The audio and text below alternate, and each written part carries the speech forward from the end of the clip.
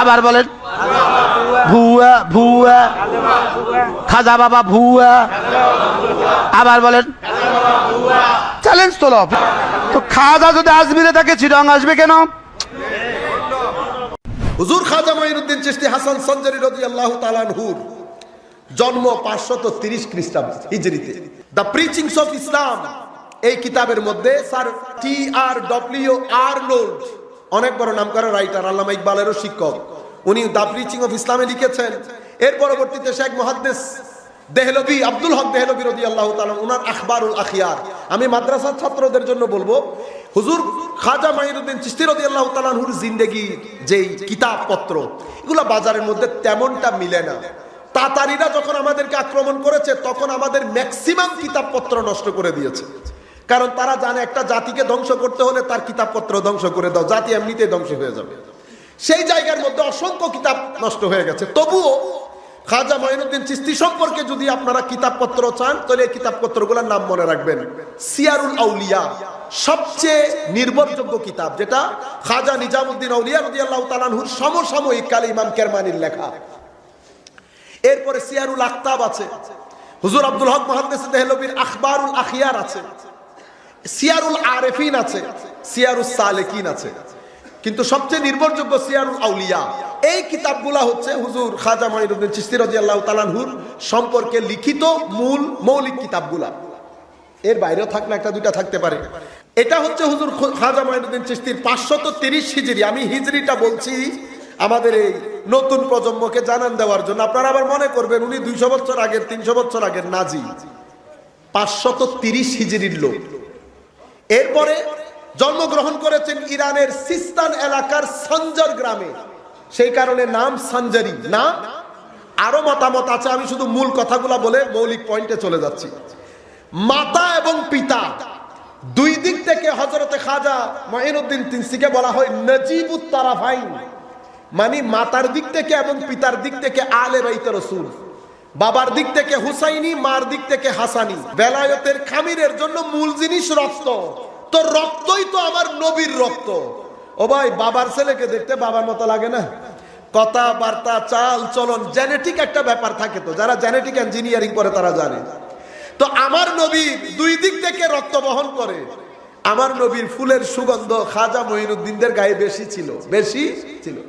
পাশে বসলে মনে হয়তো মদিনা শরীফে বসেছে, বুঝতে পেরেছেন? এরপরে 15 বছর বয়সে বাবা ইন্তেকাল করে নেতিম হয়ে যায়, এবং সৈয়দ হাশেম ফতেপুরি রহমতুল্লাহি আলাইহি উনি বলছেন, আমি আসফিয়া লাইব্রেরিতে একটা কিতাব পড়ার সময় একজন মুহাদ্দিসের বর্ণনা মতে আমি পাই হযরত খাজা মঈনুদ্দিন চিশতি উনি অল্প বয়সে লেখাপড়া শেষ করে উনি দার্স দিতেন, পড়াইতেন হারাম শরীফের মধ্যে। কি পড়াইতেন? ইলমে হাদিসের দার্স দিতেন। তাইলে উনি সেই যুগের বিশ্ববিখ্যাত আলেম না হলে হারাম শরীফের মধ্যে তার দরজ দিতে যান না, বুঝতে পেরেছেন? জামিয়াত দরজ দিতে খবর হয়ে যাবে, হারাম শরীফে তৎকালীন যুগের দরজ দিতেন। এটার মাধ্যমে আমরা এতটুকু বুঝতে পারি উনি যে শুধু বেলায়েত দেখিয়েছেন তা না, বরং ইলমে হাদিস এবং ইলমে শরীয়তের জন্য একটা বড় সনদ ছিলেন। এরপরে উনি 562 হিজরিতে, 61 হিজরিতে, 561 হিজরিতে হুজুর মহিউদ্দিন শেখ আব্দুল কাদের জিলানী গৌসুল আজম রাদিয়াল্লাহু আনহু ইন্তেকাল করেন।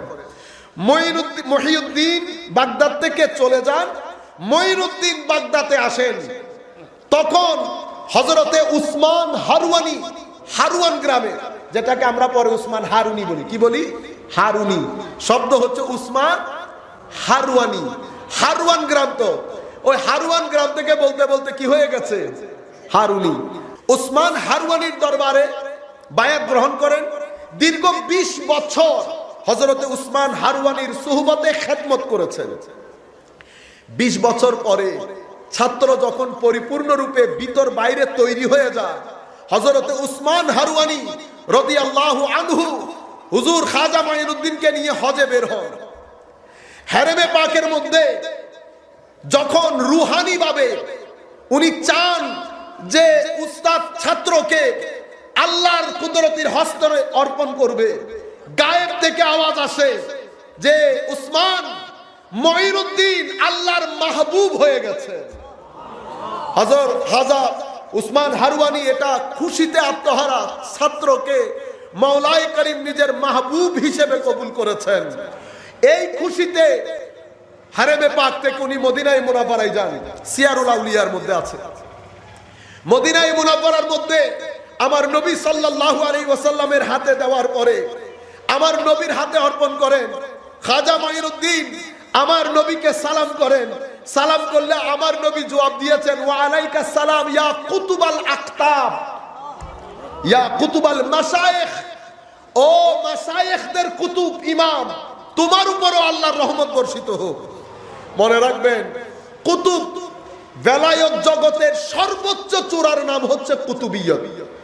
এক সময়ে কুতুব 5 জনও থাকতে পারে, 7 জনও থাকতে পারে। 5 জন বা 7 জনের মধ্যে টপ মোস্ট সিনিয়র যিনি হন ওনাকে বলা হয় গৌসুল আজম। গৌসুল আজম। এখন বুঝতে পেরেছেন, টপ জায়গা হচ্ছে কুতুবের জায়গা। কুতুবের মধ্যে 5 জনও হতে পারে, 7 জনও হতে পারে। এই 5-7 জনের মধ্যে যিনি টপ মোস্ট সিনিয়র হন ওনাকে বলা হয় গৌসুল অথবা কুতুবুল আক্তাব। কুতুবুল আক্তাব। তো হুজুর খাজা মঈনুদ্দিন চিশতিকে আমার নবী বানিয়ে দিয়েছিলেন কুতুবুল মাশায়েখ, গৌসিয়তের পর্যায়ে ছিলেন। এরপরে হযরতে খাজা মঈনুদ্দিন চিশতি রাদিয়াল্লাহু তাআলা আনহু, সংক্ষিপ্ত করে বলি, উনি বাগদাদে ফেরত আসেন। বাগদাদে ফেরত আসার পরে উনি বাগদাদে কিছুদিন থাকেন। থাকার পরে আউলিয়ায়ে কেরামের শান হচ্ছে সমসাময়িক উলামায়ে কেরাম, আউলিয়া বুজুর্গ যারা আছে তাদের সুহবতে গিয়ে বসা এবং মাজারাতের মধ্যে গিয়ে ফুয়ুজাত গ্রহণ করা। আজকে আপনি মাজারাত থেকে কেটে দিচ্ছেন মানুষকে। উনি বাগদাদের জমিনে হযরতে নজমুদ্দিন কুবরা রাদিয়াল্লাহু তাআলা আনহুর সুহবতে যান। কারণ দিল্লি এবং সঞ্জরের মধ্যে এসে, আজমেরের মধ্যে এসে রাজত্বের আসনে বসবেন, বসার আগে মুরব্বীদের দোয়া নিয়ে আসতে হবে না? মুরব্বীদের দোয়া। নজমুদ্দিন কুবরা উনি ইমাম ফখরুদ্দিন রাজির শাইখ। নজমুদ্দিন কুবরার সুহবতে বসেন। সেই জায়গার মধ্যে শিহাবউদ্দিন সুহরাওয়ার্দী খাজা মঈনুদ্দিনের সমসাময়িক, তবুও শিহাবউদ্দিন সুহরাওয়ার্দী হযরত খাজা মঈনুদ্দিন থেকে ফুয়ুজাত গ্রহণ করেন। এবং সেই সময় আরেক বিখ্যাত আল্লাহর ওলি হযরতে বখতিয়ার কাকি রাদিয়াল্লাহু আনহু হুজুর খাজা মঈনুদ্দিন চিশতি রাদিয়াল্লাহু তাআলা আনহুর হাতে বায়াত গ্রহণ করেন। অতঃপর বাগদাদ থেকে সফর করে আজমেরের উদ্দেশ্যে প্রথমে হামদান থেকে তাবরেজ শহরে আসেন। সেই শহরের মধ্যে আবু সাঈদ তাবরেজির হাতে ও দীর্ঘদিন ওনার সুহবতের মধ্যে থাকেন। ওখান থেকে খিরকান যান। খিরকানের মধ্যে বিশ্ববিখ্যাত আল্লাহর ওলি, প্রথম যুগের আল্লাহর ওলি আবুল হাসান খিরকানি রাদিয়াল্লাহু তাআলা আনহুর সুহবতে দীর্ঘ 2 বছর থাকেন। আমাদের মধ্যে আছে, আমরা তো এক পীরের মুরিদকে নিষেধ, তোরা হনুমিকে না যাই আরে তাই দেখেন সফর, বিভিন্ন ওলির দরবারে যাওয়া, মাজারে যাওয়া কত বড় ইম্পর্টেন্ট খাজা মঈনুদ্দিন চিশতি থেকে শিকার জন্য। উনিও তো বিখ্যাত, কিন্তু আবুল হাসান খিরকানির দরবারে গিয়ে 2 বছর ছিলেন। এরপরে ওখান থেকে উঠে হিরাতে যান। হিরাতে উনি অনেক দিন থাকেন। দিনের বেলা বিভিন্ন বড় বড় আলেমে রব্বানির দরবারে যেতেন, রাতের বেলা এসে কোথায় থাকতেন জানেন? মানাজিলুস সাইরিনের লেখক, বিশ্ববিখ্যাত আল্লাহর ওলি শাইখুল ইসলাম আবু আব্দুল্লাহ আনসারী রাদিয়াল্লাহু তাআলা আনহুর মাজারে পাকে রাত্রি যাপন করতেন। দিনের বেলা ঘুরতেন বিভিন্ন ওলি বুজুর্গের আলেমে রব্বানির মাজারে। এরপরে বলখ শহরে আসেন। বলখ শহরের মধ্যে হযরত হাতেম আল আসম রাদিয়াল্লাহু তাআলা আনহুর খলিফা শেখ আহমদ খুজরাওয়ি, অনেক বড় আল্লাহর ওলি, ওনার সুহবতে থাকেন। কেন? কারণ উনি বায়েজিদ বুস্তামি এবং ইব্রাহিম ইবনে আদহামের সুহবত প্রাপ্ত ছিলেন। সেই কারণে খুজরাবের দরবারে যান। ওখানে জিয়াউদ্দিন বলখি নামক একজন দার্শনিক মৌলানা সাহেব ছিলেন। উনি তো তেলে বেগুনে জ্বলে উঠেছে। খাজা মঈনুদ্দিন বহুত বড় সুফি বলে চ্যালেঞ্জ করে বসেছেন, ওনাকে বসতে বলো, আমি আসতেছি বহস করার জন্য। হযরত খাজা মঈনুদ্দিন বললেন আসতে দাও। তো ছেলেদেরকে বলেছে, খাদেমদেরকে পাখি শিকার করে একটু বোনা টুনা করে গেস্টিফাই মেহমানদারি করার জন্য। জিয়াউদ্দিন বলখি তো একেবারে শান শৌকত। হায় হায়, আলেম আর সুফির মধ্যে ফারাক এখানে হয়ে যায়। আলেমের রংডঙের মধ্যে অনেক ভদ্রতা থাকে সুফিদের, আর আলেমদের নাউসরফের গরমে, মাদ্রাসার ছাত্রদেরকে বলতেছি, নাউসরফের গরমে এরা মানুষ বইতে দুয়া সার্ব ফতোয়ার কিতাব পড়ি ফেলি আর গাতার দিন পারিবেন না। আসছে, আসার পরে বলছে জিয়াউদ্দিন বলখিকে, ওই যে মাংস রেডি করেছো ওখান থেকে 1 পিস দাও। এক পিস খাওয়ার পরে বেহুশ হয়ে গেছে। হুঁশ হওয়ার পরে আরেক পিস দেওয়ার পরে ভিতরের জিনিস খতম। ভিতরের জিনিস যখন খতম, হুজুর জিজ্ঞেস করছে বলখি কুছ বলো, বলো না কিছু। এখন বলতে পারে না। তখন উনি বুঝতে পেরেছেন আমি আসলে লং জায়গায় বেয়াদবি হয়ে গেছে।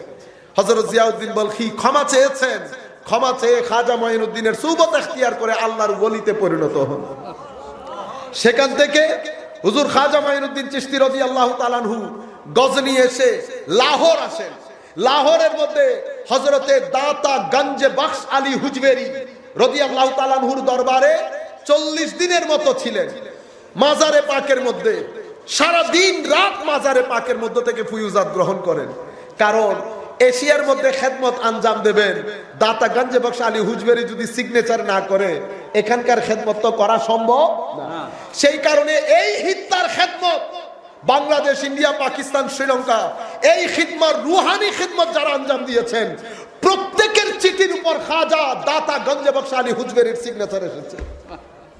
এই সিগনেচার মদিনায় পাক গোসে আজম হয়ে খাজায় আজমের, খাজায় হাজমেরের দরবার থেকে সিগনেচার হয়ে খাজায় আজমের সার্টিফিকেট নিয়ে আজমেরের উদ্দেশ্যে রওনা। আজমেরের মধ্যে 40 জন দরবেশ নিয়ে ঢুকেন। আমার বক্তব্য 5 মিনিটের মধ্যে শেষ হয়ে যাবে। যখন ঢুকেন, হাই খোদা, মানুষ তো সাথে সাথে আছে, কারণ চেহারা আরেক ধরনের, কথাবার্তা আরেক ধরনের, দেখলে এক ধরনের সুকুন। যেই সামনে থাকে চুম্বক, তো পেরেক যেমন চুম্বকের সাথে থাকলে লেগে থাকে লেগে থাকে লেগে থাকে। পেরেককে যখন আপনি বের করে এটার উপর রাখবেন, পেরেকের আশেপাশে যখন 2-4টা পেরেক পরে থাকে, এগুলার এখন পেরেকে টানে। এমনি পেরেক আগে টানতো না। পেরেকরে জিগায়, কি রে বেটা, আগে তোমার সাথে পরে থাকতাম, কই তুমি টানতা না তো? আগে তো আমার ভিতরে আকর্ষণ ছিল না, চুম্বকের সাথে 2-3 দিন থাকার পরে আমার ভিতরে এসেছে আকর্ষণ, আমি এখন টানি। তো ওনারা তো চুম্বক, রুহানি চুম্বক। যেতে যেতে যেতে আজমেরের মধ্যে ঢুকতে ঢুকতে 65,000 লোক ইসলাম কবুল করেছে। আপনি হা করে বলে দিতেছেন খেলাফত খেলাফত, জিহাদ জিহাদ, আপনি বুঝতে পারতেছেন হাঁটতে হাঁটতে। এরপরে আজমেরের মধ্যে যখন, তখন আজমের সেন্টার অফ সিভিল, আমাদের এখানকার centre of civilisation, art, culture সবকিছুর দিক থেকে অনেক রিচ। এরপরে ঢুকেছে, ঢুকার পরে ওনারা তাবু গেড়েছে যেখানে রাজার, স্থানীয় মন্ত্রী মিনিস্টার, রাজার উট যেখানে বাঁধা হয় সেখানে ওনারা তাবু গেড়েছে। সকালবেলা উঠে যারা রাখাল ছিল তারা এসে বলছে, আপনারা এখানে কেন? এখানে তো রাজার উট বাঁধা হয়, উঠেন উঠেন উঠেন। উঠে গেছে, বেয়াদবি করা শুরু করেছে। খাজা মঈনুদ্দিন চিশতি খাদেমকে বলছেন, বলে দাও উট বেঁধে লাভ নাই, উট কালকে থেকে আর উঠবে না। কে শুনে কার কথা তুলে দিয়েছেন, ওনারাও চলে গেছেন পাশে পাশে অন্য জায়গায়। উট বেঁধেছে, সকাল যখন উটকে চড়ানোর জন্য নিয়ে যেতে এসেছে, উট একটা উটও আর উঠে, তারা টানে একদিকে, উট টানে নিচের দিকে। দৌড়তে দৌড়তে এসেছে মুসলমানের এই কিছু লোক এসেছে, ওনারা বলেছেন উট বসে থাকবে, উট তো উঠে না। এই ঘটনার প্রেক্ষিতে আরো হাজারে হাজার লোক ইসলাম কবুল করেছে। পুরো এলাকার মধ্যে পুরো এলাকার মধ্যে মানুষ জানতে পেরেছে যে এখানে নাকি কিছু মানুষ এসেছে, দরবেশ টাইপের লোক, ওলি টাইপের লোক। বাজার বসে গেছে না এখন, একজনের থেকে আরেকজন, একজনের থেকে আরেকজন খবর পেতে পেতে শেষ পর্যন্ত হায় হায় জায়গা দিয়েছে। এখন পানির দরকার আছে না, এখন পানি কোত্থেকে নেবে? পাশে আনাসাগর। আনাসাগর এটা দেখতে নদী, সাগর না, নদী, ছোট্ট ঝিল বলে আর কি, কিন্তু দেখতে অনেক বড়, সেজন্য বলে আনাসাগর, আসলে কিন্তু সাগর না। তো এই আনাসাগরের মধ্যে স্বাভাবিকভাবে ওখানকার যে মন্ত্রী মিনিস্টার, ওরাই পানি ব্যবহার করতো। ওরা যখন দেখছে এরা পানি ব্যবহার করছে, তো পানি ব্যবহার করতে নিষেধাজ্ঞা জারি করেছে। খাদেম গেছে পানি আনার জন্য, পানি দেয় না, বেয়াদবি করে। হুজুরের দরবার এসে বলছে, হুজুর এরা তো আমাদেরকে পানি দিচ্ছে না, উল্টো বেয়াদবি করছে। কহে এত বড় সাহস? একটা বদনা দিয়ে বলে পানি নিয়ে আসো। বদনা দেওয়ার বাহার পুরো আনাসাগর বদনার ভিতরে ঢুকে গেছে। আয় হায়, আমিও বলি হুজুর এই তো পূর্বে আমার নবী হুদাইবিয়ার প্রান্তরে পানির সমস্যা দেখা দিয়েছিল, সাহাবায়ে কেরামের কাছে পানি নাই, হাজারে হাজারে সাহাবায়ে কেরাম, পানি নাই। সাহাবায়ে কেরাম এসে আমার নবীর দরবারে বলছে, ইয়া রাসূলুল্লাহ পানি সম্পদ। আমার নবী বলেছেন তোমাদের কারো কাছে কোনো বর্তন থাকলে নিয়ে এসো। বর্তন নিয়ে এসেছে, আমার নবী হাত দিলে, হাত তোলার দে হাত মুবারক থেকে পানি ঝরা শুরু হয়েছে। হাজারে হাজার সাহাবায়ে কেরাম পানি পান করেছে। অজু করেছে, প্রত্যেকের প্রয়োজনের জন্য পানি নিয়ে রেখেছে। সেই দিন আমার নবী হাত মুবারক দিয়ে পানির সমুদ্র বয়ে দিয়েছে। কিছু বছর পরে আমার নবীর আরেক গোলাম এবং সন্তান পুরানা সাগরের পানি এক বদনার মধ্যে নিয়ে ফেলেছে। একজন সমুদ্র বয়ে দেয় আর উনার গোলাম এসে পুরা সমুদ্রের পানি এক লোটার মধ্যে নিয়ে নেয়। এই ঘটনা যখন ঘটেছে পুরো এলাকার মধ্যে খিলবলি মচ গেয়া। ও মা, মানুষ সমানে সমান ইসলাম কবুল করছে, দল ভারী হয়ে যাচ্ছে। কোনো কিছু না দেখে আমি খুব সংক্ষিপ্ত করে বলছি। এরপরে পৃথ্বীরাজ সাধুরাম, অনেক বড় জাদুকর, তাকে পাঠানো হয়েছে শায়েস্তা করার জন্য। গোলাম খাদেম এসেছে, বলেছে হুজুর এই কি একজন এসেছে সাধুরাম নামক, কি বলে জাদুঘর, আসতে দাও। আমার খাজা মাইনুদ্দিন শুধু নজর দিয়েছে। আয় হায় হায়, আউলিয়া ইকরামের দৃষ্টির মধ্যে একটা খাস নজর থাকে, একটা খাস তাসির থাকে। দেওয়ার পরে তার মুখের মন্ত্র খতম। এরপরে নামাজ আদায় করেছে খাজা মাইনুদ্দিন। আমার ভাইয়েরা, নামাজ কত গুরুত্বপূর্ণ দেখেন। সেই গুরুত্বপূর্ণ পয়েন্টেও হুজুর গো খাজা মাইনুদ্দিন নামাজ বলে নাই। আমরা আজকে তরিকত তাসাউফের নাম দিয়ে নামাজটাই পড়ি না। নামাজ পড়ে আরেক দৃষ্টি দেওয়ার পরে পুরা শরীরের মধ্যে প্যারালাইজড হয়ে গেছে। এরপরে খাজা মাইনুদ্দিন বললেন, সাধুরাম কি বলবি বল। বলতে চেয়েছিল রাম রাম, হয়ে গেছে রহিম রহিম। রহিম রহিম বলার দে, তার সাথে যারা এসেছে তারা সমানে মারতে শুরু করেছে সাধুরামকে। পুরো অবস্থা খারাপ, মেরে ফেলার জোগাড়। সে অবস্থা থেকে খাজা মাইনুদ্দিন উদ্ধার করলেন, সুহবত দিলেন। এরপরে উনিও ইসলাম কবুল করলেন। এলাকার মধ্যে আরো খলবলি মচকেয়া, হাই খোদা, যারে পাঠায় মানুষ সমানে সমান ইসলাম কবুল করছে। সেন্টারের মধ্যে তো ঘটনা ঢাকার মধ্যে ঘটছে, বাঁশখালীর মধ্যে ঘটলে না কেউ জানতে পারতো না। সেন্টারের মধ্যে মিনিস্টার যখন দেখছে পুরা মিনিস্ট্রি এলাকার মধ্যে ছড়িয়ে যাচ্ছে না ঘটনা, একজনের থেকে একজন।